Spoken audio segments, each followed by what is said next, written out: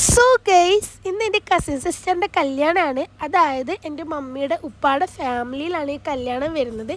ഞാൻ mummy papa റായ baby നമ്മളൊക്കെ ready ആയിട്ട് കല്യാണ വീട്ടിലെത്തി.